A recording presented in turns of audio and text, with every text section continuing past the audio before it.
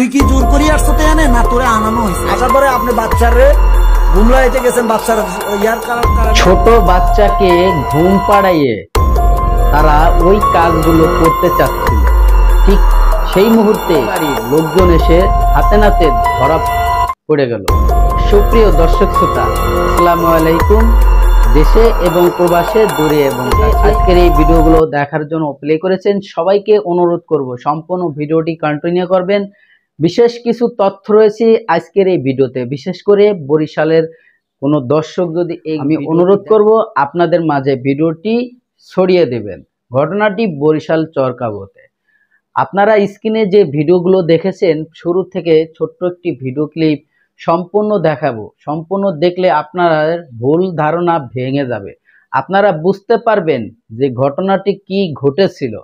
প্রিয় দর্শক, এক ভাই ভিডিও করতেছিল আর প্রশ্ন করতেছিল যে আপনারা তো বাচ্চাটা ঘুমানোর পরেই আপনাদের কাজ কাম শুরু করতে চাচ্ছিলেন, আপনাদের পরিকল্পনা এটাই ছিল।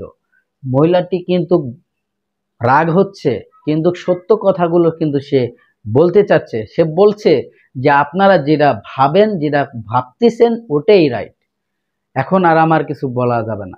সে একজন মানুষ যখন কট খায়, কট খাওয়ার পরে যে কি অবস্থা হয় আপনারা দেখেন। প্রিয় দর্শক, এই বউটির ভাই কিন্তু প্রবাসী, অর্থাৎ তার যে স্বামী সে কিন্তু বিদেশে থাকে, বেশি দূরেও থাকে না। তিনি এই ভিডিওর ভিতরেই বলেছে কোন দেশে থাকে, সে কিন্তু ইন্ডিয়াতে থাকে, ইন্ডিয়া আগ্রা শহরে থাকে।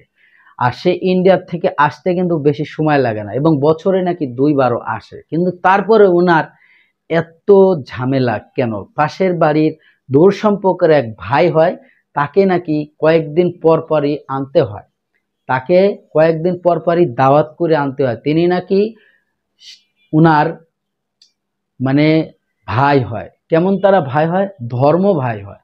ধর্ম ভাই বানিয়ে তার সাথে এই ধরনের কাজ করার জন্য বাড়ির থেকে ফোন দিয়ে ডেকে এনেছে।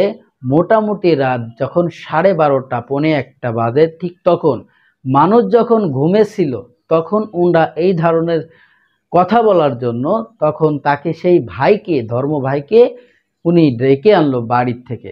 আনার পরেই পাশের বাড়ির কিছু যুবক ছেলে পেলে রাস্তায় বসেছিল, তারা একটু সন্দেহমূলক হয় যে এত রাতে কেন এই ধর্ম ভাই এই বাড়িতে যাচ্ছে। বাড়ির পাশে যখন সে একটু খুপ্পি পড়তে ছিল, তার বাচ্চাটা তখন কেঁদে ওঠে, ছোট বাচ্চা।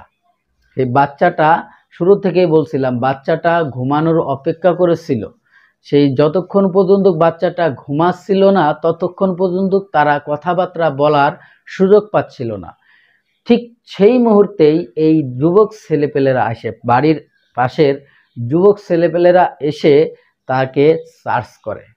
তখন অস্বীকার করে, যখন বলতে চাচ্ছিল না, তারা কি করার জন্য তাকে ডেকে এনেছিল এই ধরনের প্রশ্ন করতেই মহিলাটি বিভ্রান্তি হয়ে যায়। তখন সে সত্য কথাগুলো বলতে চাচ্ছিল না, কিন্তু যখন তাকে সার্চ করা হচ্ছিল যে আসলে আপনাদের পরিকল্পনা কি ছিল, আপনাদের মতলব কি ছিল, আপনারা বলেন। প্রিয় দর্শক, আপনারা ইতিমধ্যে হয়তো বুঝতে পারছেন, আমি হয়তো রিকোয়েস্ট করব দর্শক, আপনি যদি আমার এই চ্যানেলে নতুন বন্ধু হয়ে থাকেন, ভালো লাগলে চ্যানেলটিকে সাবস্ক্রাইব করে রাখবেন আর এই ভিডিওটি বন্ধুদের মাঝে শেয়ার করে দিবেন। তো দর্শক, আমি আর এরকমই কি সত্য মুখে স্পষ্ট বলেন, এরকমই কোন শব্দ বুঝি না। তাহলে আপনাদের মনস্তাব ছিল যে আপনারা নাকি মনস্তাবটা কি